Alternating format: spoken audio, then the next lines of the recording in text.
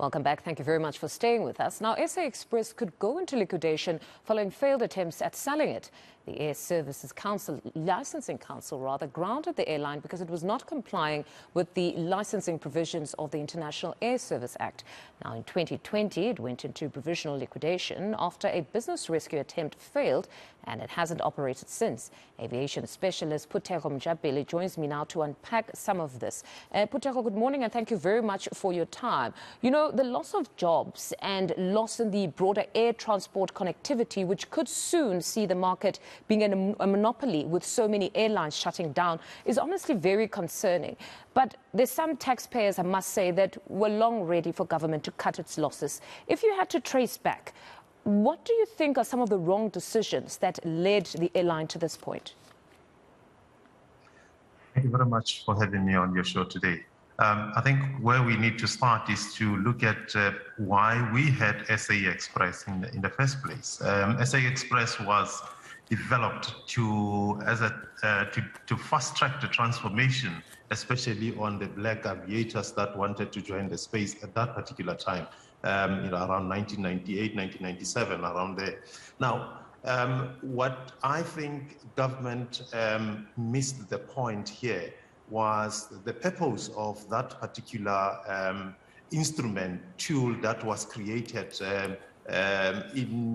in relation to transformation, and also to create connectivity within the far-flying areas that SAA was not able to penetrate in the market. But I think the decisions of not looking after these entities, not only the SA Express, I mean, you may look at Mango as well, it is in the same predicament. They neglected these entities, and where they were supposed to have focused much more and give people with much more interest and also experience to run these institutions, both from the executive and the board. I think they have. So it was poor management. Let us down there. So it was poor management. Absolutely, because people still stress that it's a capital-intensive type of business, but there are those that say no, but nevertheless, the management was very poor and led to this point.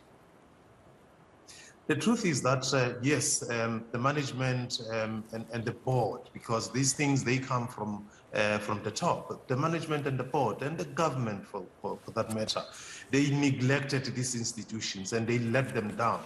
But the agenda of the government was very good. The intentions of starting these institutions were very good. I mean, when you look at those young people that joined SA Express at that particular time, some of them, they are now with SAA, some of them, they are out there in the Middle East, flying there. So it was a very good tool for us to have it, and for us to lose it, young people are going to continue to struggle to get into the mainstream airlines because there isn't any much of the other opportunities that are being created out there. The other airlines are not interested in, when you talk transformation, you're talking a foreign language to them. So those that are busy training, there is absolutely no future for them when Express is no longer there. Because and I want to talk about the implications of this on the profession itself, particularly at least the agenda of transformation.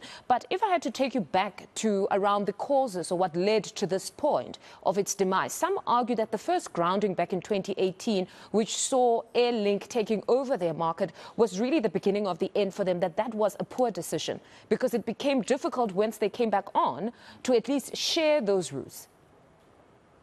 Yeah, it was not only the Airlink that actually took that. There was also Sen Air, which was initially Sen Air was just a charter company, but they then decided to get into that market that SA Express and Airlink, and so it became very much saturated, and there wasn't much that they could navigate. But also, this was a strategy. This is where the strategy should have been implemented from the management side, and to look at what is it that we can do. Some of these routes, by the way, I must point it out that some of the routes that Express operated on, they were financed by the different departments with different provinces. So for them to have died like that, clearly there wasn't much that these guys had to do. I mean, the business was there. There was no problem that the business was not there. It was there. It was just how do you implement the strategies to make sure that you capitalize and you compete. If other players are coming, it's good. But that's where the resilience of your expertise and the team that you have should be able to show that they are able to work within the congested market. Now, given all that you highlight, do you think perhaps those taxpayers who say that it was long overdue because you and I were now funding its existence, do you think they're justified in saying that it was long overdue, we had to cut our losses as a country, as opposed to constantly bailing it out? Look, I would say our money that we spend as a taxpayers, if the purpose of this airline was to fast-track the transformation and developmental purposes, meaning that your children and your family members that would want to enter into aviation space, that platform was created for that.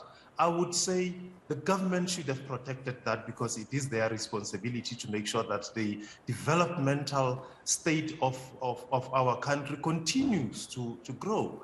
But in this case, when we talk about development, it means that if we are going to continue wanting to develop the industry, if SA Express is not going to continue flying, we are doomed, to be honest with you. We are doomed. There's not going to be much more development that is going to happen within aviation space. So for developmental purposes, it's a really sad story for us. But for the taxpayers that says, well, we've been paying money, there is no return on investment, yes, they are justified to say that. But you're saying, nevertheless, that the project of transformation comes at a cost and taxpayers should be willing to sacrifice if we're looking to be that developmental state that eventually thrives. Certainly. I mean, Kenya has done that successfully so. You're looking at Ethiopian Airline. They have successfully managed to do that without any fail on what they were doing. But we seems to be, I mean, when you look at all the airlines that are operating, how many black pilots do you have there that are operating on those privately owned? We have regressed as far as transformation is concerned. So SA Express, Mango should have been saved to continue training our people and giving our people an opportunity so that transformation can be achieved in our country. I just don't think that we're going anywhere. The government is not really pushing to make sure that we save these entities that are very much important for us.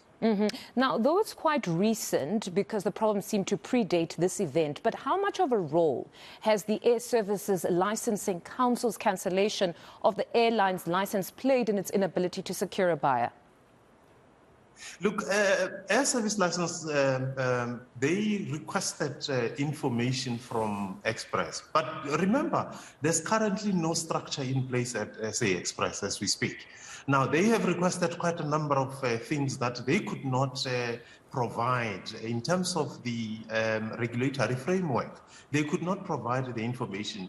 Ordinarily, when you are not complying with what the licensing council wants, they would either sanction you with a suspension, which is going to be lasting for a particular period of time, if you are interested to comply and wanting to make sure that you supply whatever that they have requested from you.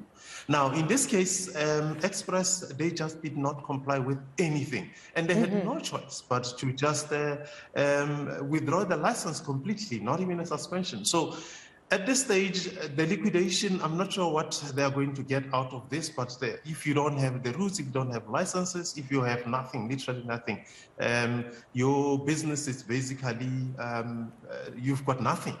I mean, we know how they have got to here. There was a group of employees that tried to formulate a scheme that were going to buy a stake within the entity, which is SA Express, and the government rejected their offer that they wanted to put on the table, and they wanted a bit more than that. But when you look at it, they wanted more, but there was nothing that they were also bringing on the table. So they just literally killed this Express the way it has been killed.